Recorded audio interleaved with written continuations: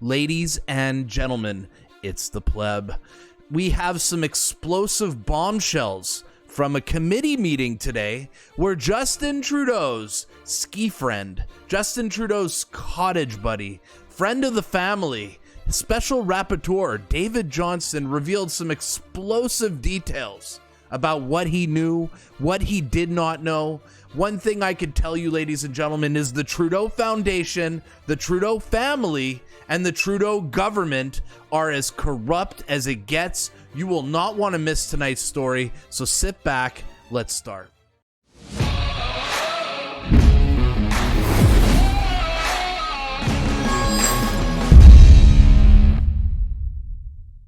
My friends, quickly, before starting today's video, Bill C-11 is here in Canada. What does that mean? It means Justin Trudeau controls the internet.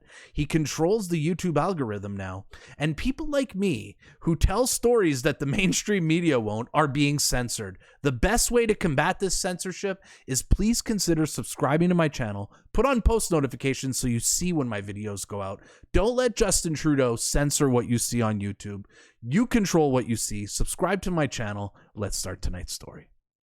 All right, guys, I don't have a lot of time to ramble in this video. We got a lot of news to cover. So David Johnston went to the committee today, but before that committee started, Pierre Poilievre had a very specific message for David Johnston. The truth. And by the way, this is Prime Minister's cottage neighbor, ski buddy, family friend of 40 years, and someone who's part of the Trudeau Foundation that received over $140,000 of direct contributions from Beijing. He cannot do this job. Today, he should show up, resign, and announce that he's supporting a full public inquiry. Damn, so Pierre Poilievre is holding back no punches with Trudeau's special rapporteur. Well, David Johnston made his way to the committee. Let's watch some of the footage of what happened today. All right, so here are David Johnston's opening remarks at the committee. I think it important that I acknowledge the motion passed last week in the House of Commons. I have deep respect for the House of Commons and for its right to express an opinion on my work.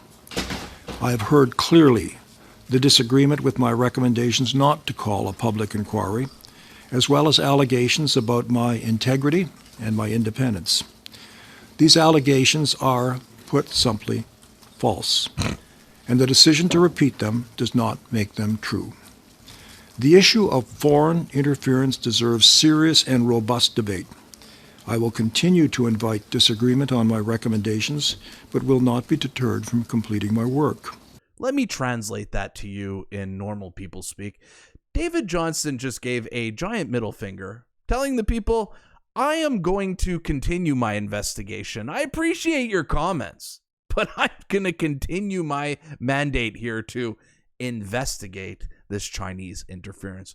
Well, Jagmeet Singh, the king of Rolexes and BMWs, had a few questions for David Johnston. Let's get to the clip of Jagmeet. And finally, through the chair to you, Mr. Johnston, I want to point out a particularly concerning different conclusion that you arrived at in comparison to Mr. O'Toole, and I want to highlight Mr. O'Toole raised a question of privilege, and he indicated, and I just want to quote a portion of what he said with my time remaining, that the briefing he received from CSIS confirmed to me, this is Mr. O'Toole, what I suspected for quite some time, that my party, several members of my caucus, and I were targets of misinformation and voter suppression, and that was orchestrated by China before and during the 2021 election.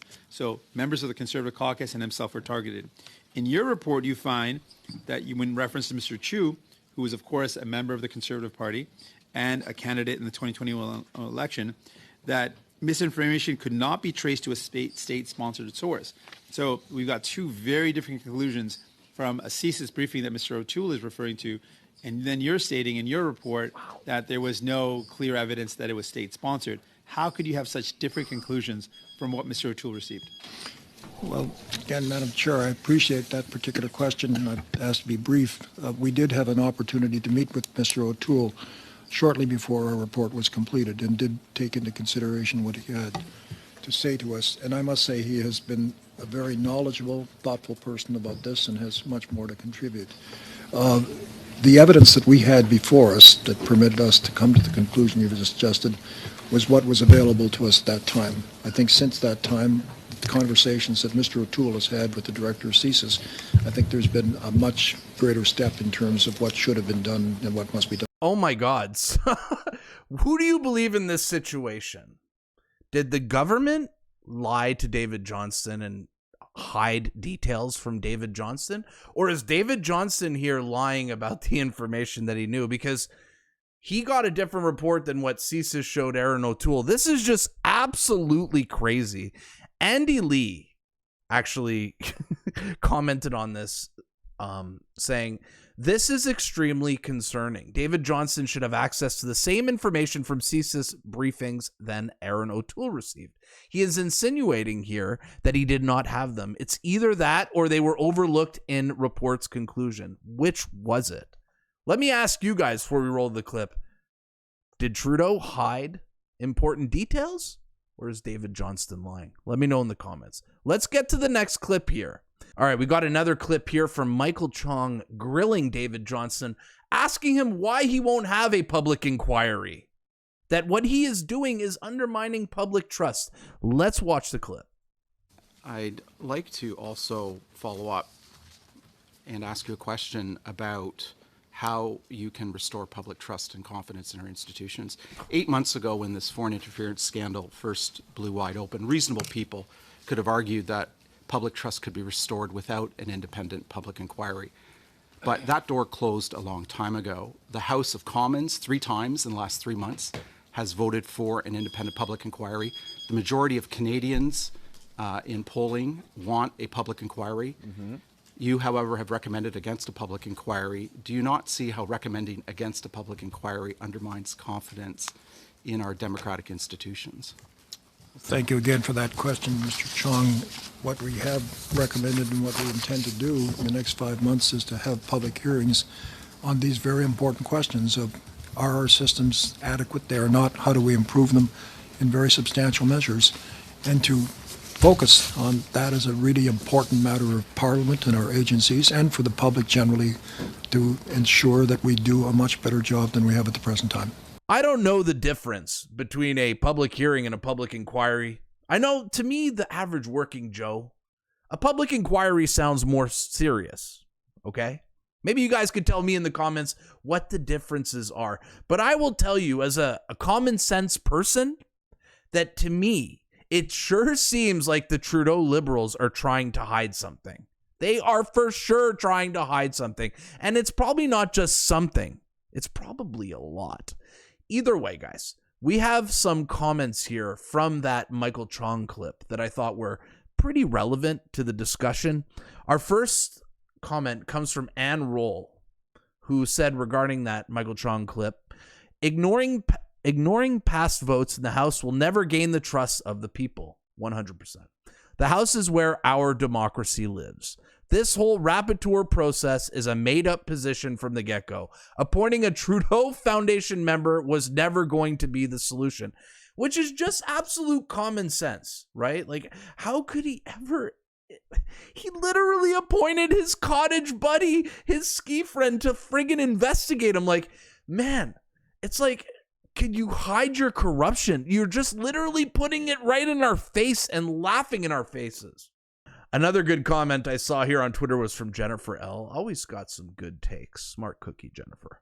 Says, I quote, "The government is deliberately bypassing Parliament, Michael Chong. They are laughing in our faces. They are corrupt. They keep acting corrupt, and they keep getting away with it. Like, there is so much the Canadian people can take of this laughing in our face and making a mockery of our democracy, a mockery of our country, a mockery of our institutions. Our country is so broken, and the rot, it starts at the top." Another good tweet here I saw was from Stephen Chase covering this event. He wrote, Johnston asked why he never examined the numerous illegal Chinese police stations in Canada in his report when they are foreign interference as well. He said he left them out because the RCMP is investigating them.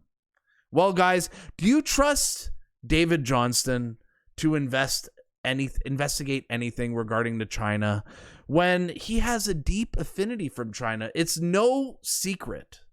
He's been to China many times, has stated numerous times he has respect for the Chinese dictatorship. He's quoted right here saying that Nanjing University is his home away from home. Guys, the corruption will never end with this Trudeau government. My YouTube channel hopefully will help expose some of this corruption and get the message out and wake people up. We are Canadians. We are the nicest people in the world.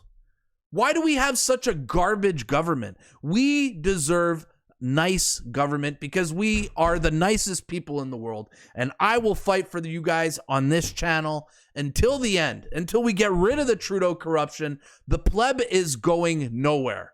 If you guys enjoy my content, guys, subscribe to my channel. It helps out a lot. Like my videos. It'll push them out so people see them. If you thought the video was good, hit the like button. And the pleb will see you guys at the next video. Peace.